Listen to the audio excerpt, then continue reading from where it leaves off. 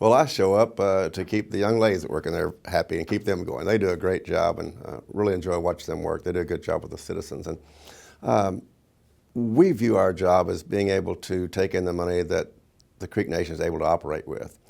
And the neat thing about the money that comes through the Tax Commission is the council and the administration can utilize those funds in any manner they want to. There's only a small portion of those that are earmarked for certain things. So they have a lot more leeway than they do with that money than they do with the money that comes in from federal funding or from certain other agencies. For us, there's just regular sales tax. Of course, we have the tobacco tax. We also now have a liquor tax and a beer sales tax. And we have a fuel tax. So a fuel tax compact was probably the first compact that the tribe had. We have a fuel tax compact as well. So we have the regular sales tax at our convenience stores that other places have, and anything on tribal land is eligible for us to tax any sales that comes from those areas that are on tribal land. We have the right, maybe even the obligation, to charge tax. I will admit that there has been a lot of argument with the state, and not so much, well, some with the feds too, but a lot of argument with the state about what is right to tax there and what's the right amount. And of course, some of those have changed from tribal land to land that wasn't tribal land back into tribal ownership, and so we get into some situation with that as well. That's in our code books. We have a 6% sales tax, and then as we go along, we have those. Our tax, like on our tags, is considerably less than the state tax. So it is a big advantage for our tribal citizens. I won't get into the complexity. We're talking about having the tags all over Oklahoma, which has been perhaps one of the greatest controversies since I've been here. However, the truth is, if we did that, and I'm proud of my Creek heritage, but if we did that and we did it with the same way that other tribes have, it costs us millions of dollars, and it would cost our citizens in our 11 county area millions of dollars. Not thousands, but millions of dollars. Because the other compacts that the other tribes have, except for the Cherokees, is one that's pretty expensive for their people. It sounds nice. Politically, it sounds like a great thing to do, but in actuality, it's a very expensive thing that really is not good for the citizen. You know, talking about the vehicle taxes and the tags and the fees, we actually had last year the best year financially ever in the history of the tribe, and this year's even higher when it comes to the tribal tags and the assessments that we did with those. And what's so cool is we haven't raised any of the rates. None of the rates, none of the percentage were ever raised. It just came from an increase in business. You know, no, we shouldn't fear it. It's to be expected. As you know, the economy in Oklahoma is not as good. The economy around the United States is not as good. However, to make the folks around here feel better, I've also been in the state legislature, and our economy in Oklahoma is one of the strongest economies in the United States. When we start talking about how bad it is, and when the state legislature talks about how bad it is, I get really perturbed when I was there last year. No, we aren't that bad. We've just done a poor job of managing it as far as the state's concerned. Our tribe has done much better, done a much better job of managing it. So we have a slight decrease as far as the tax is concerned. It's statistically significant, but it certainly isn't anything to be alarmed about. It's more like a 2.5% decrease. And, since you're on that subject, with the addition of what we have at Margaritaville and the hotel, we've established there a new source of income because thanks to, we have Jennifer Langley who takes care of our tobacco things and works with some of our other taxes. There being assessed a resort fee with the hotel. And that resort fee will be equal to about 6%, which, isn't it amazing? That happens to be exactly what our sales tax is. But we're not calling it a tax, we're calling it a fee. And I'll be extremely candid. If the state wants to challenge that, that's the same thing that they're pulling off by saying they're not increasing taxes, they're just increasing fees. So we have a resort fee that they pay. That will bring in a lot of money for the tribe this next year. So I really anticipate that next year will be a big record-setting year. We also get some tax income from the new restaurants there. So I expect next year is going to be even larger than what this year was, regardless if the economy stays the same or even drops a little bit. We're probably going to increase as far as the tribe is concerned.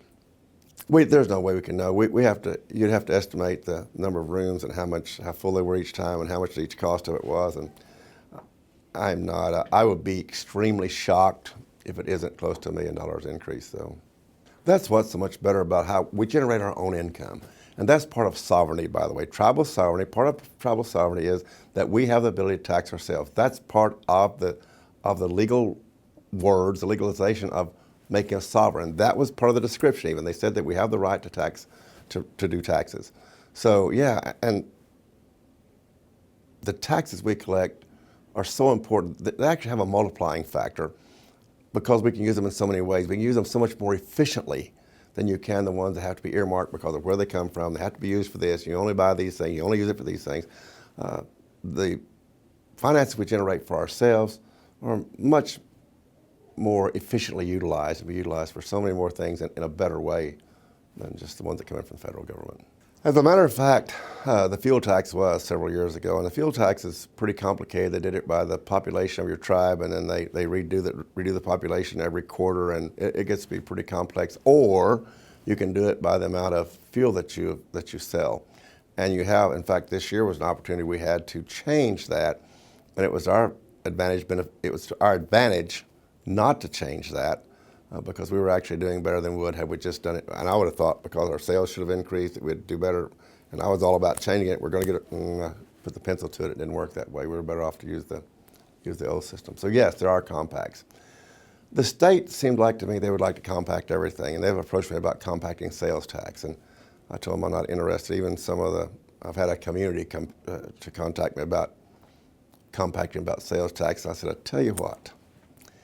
If your community will give all the money back to us that the tribal people have paid to the city as tax, we'll start their level, then we'll negotiate. So when you pay us the millions and millions of dollars that we've put into that community in sales tax that my tribal citizens have, now we'll start talking about compacting the rest of it. They're obviously not willing to do that. And that may be kind of an overstatement, but it truly, I sometimes think, we recognize that as Creek citizens, we're Oklahoma citizens and we're United States citizens, and we recognize that. I'm not sure sometimes that is reciprocated exactly, recognize that we are part of why you're successful because we're part of your citizenship.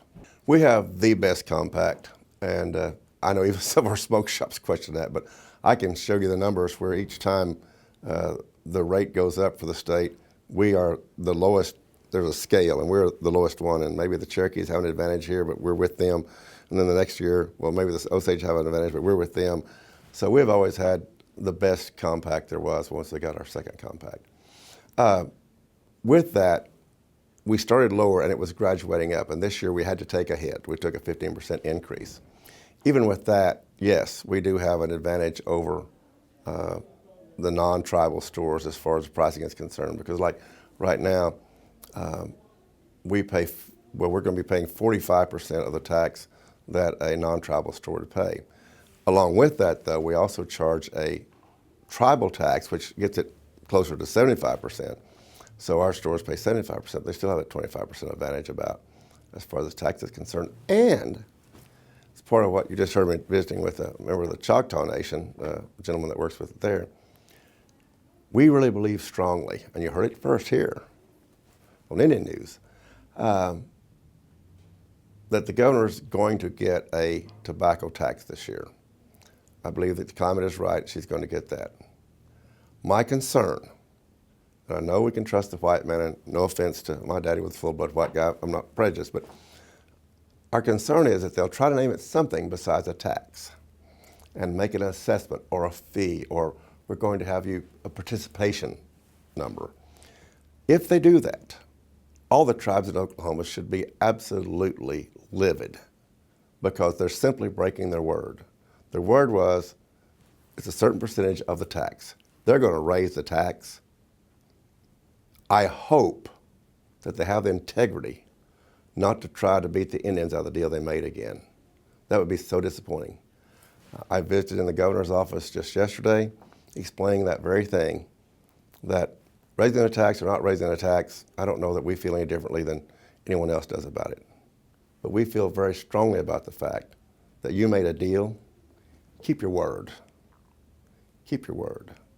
This would upset us quite a bit that you didn't keep your word and base it on a percentage and it is a tax. That would be very upsetting. Well, that was part of the compact. We knew that when we started. When we negotiated it, we started lower. That was just what was negotiated. And that was part of the deal. We knew it was. It wasn't just us. It was all the tribes. Some of them took increases last year. We didn't. Some of them took increases 2 years ago. We didn't. We were able to stay on the same very, very low rate for the last 2.5 years. So we had a distinct advantage, and that was one thing I was able to, we figured during that period of time, we probably garnered an extra $6 million just for our 11 county area that either we kept as a tribe or our citizens got to keep because we had so much lower tax rate than everyone else had. Our tobacco tax goes, I think it's 2021 maybe. Our compact goes longer than anyone else in the state because we actually completed ours after everyone else in the state once we got to renegotiate it. The gaming compact comes up in 2000. I think it's really actually done at the end of 2018, perhaps. So it's 2 years away. But there's still some talk about doing that, redoing those. That money just goes straight to the state. We receive the tribe gleans money from the gambling, from the casinos, just straight from the profit of the casinos. The money that's given to the state doesn't go through our coffers and not considered part of our money or any of that kind of thing. It just goes straight to them. I wish I'd brought that. I don't have this year. They just had a meeting yesterday that talked about how many $1 billion we've given to the state. It's extraordinarily significant. It's in the hundreds of millions of dollars that we give each year.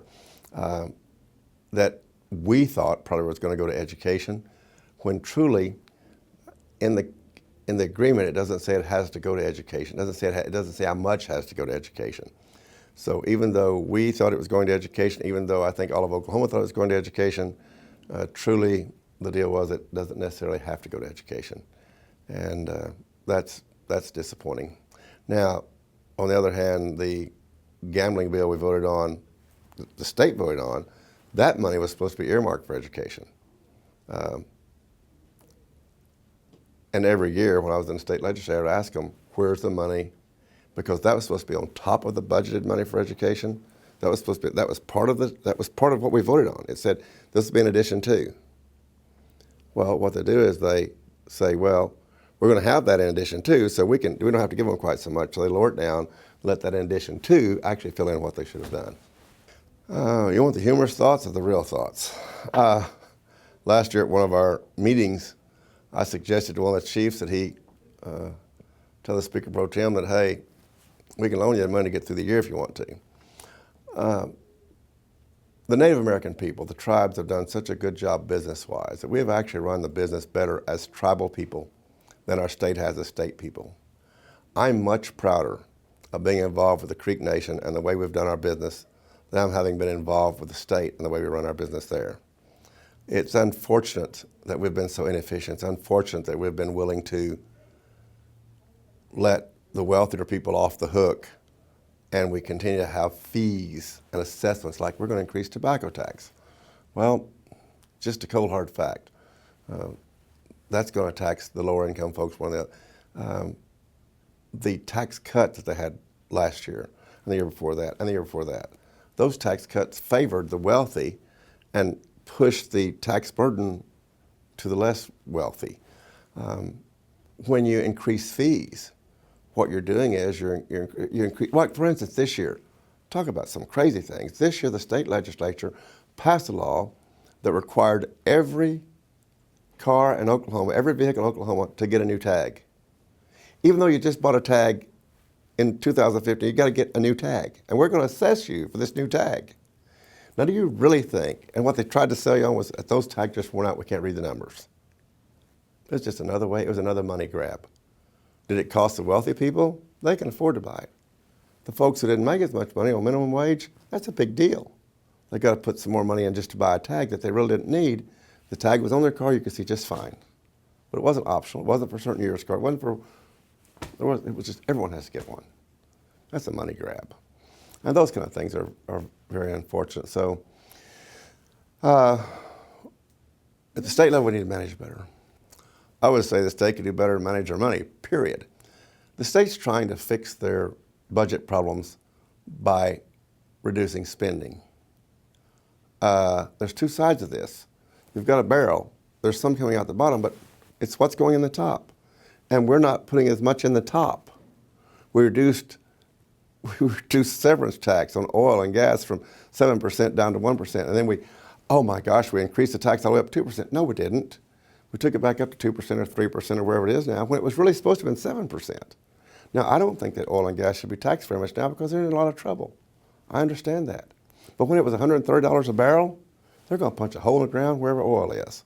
And so put a sliding fee on it. And there was so we need to look at our revenue stream, not just our spending, but our revenue stream. And as tribal people, we've done a better job of that. We've done better economic development. And you take right here in our area, around the Tulsa area, we've got the Osage and the Creek and the Cherokee people. If we pull out, if the Indians pull out of social things that we're doing, we pull out of health care, we pull out of all the things we're doing to help people, Oklahoma is going to be like pulling a huge plug out of the bottom of the swimming pool. It's going to go down so fast because all those tribes pay so much in health care and taking care of their elderly. And we do so much better job, by the way. Our elderly, someone said, well, I don't think that Indians take very good care of their elderly. I'm telling you, in the Creek Nation, if an elder person calls up, you better take care of them, because if you don't, the chief and the council and the second chief are going to be upset. And you can get called on the carpet really quick for that. We take care of our elderly. We just have to know about it. If they call, someone responds. We are always very alert to those kind of things. That's why we call it a resort fee, as I said to start out with. We always try to be alert to those kind of things. Sovereignty protects us from a lot of that. Sovereignty protects us from the government, either federal or the state, to overreach too far into what they can do and reaching into tribal business. I'm not vastly over-concerned. I do think, as in the metamorphosis or the changing of anything else, I do think this is changing slowly. I think in a long period of time, it will evolve into something quite a bit different than what we have right now. But is it going to happen quickly? No, I don't think there's going to come up and say it's over, because it'll never fly in the courts. Well, I think it's important for the citizens to recognize that, not to listen to the gloom and doom and how bad it is, because we're really doing well. And even though there's been some negativity about some things that happened with the health care within the Creek Nation, again, we're doing really well. And we're going to do better. I really am excited about where we are and the things we do and the things we do for our people. And this doesn't have to do with taxes, but just this weekend, as an example.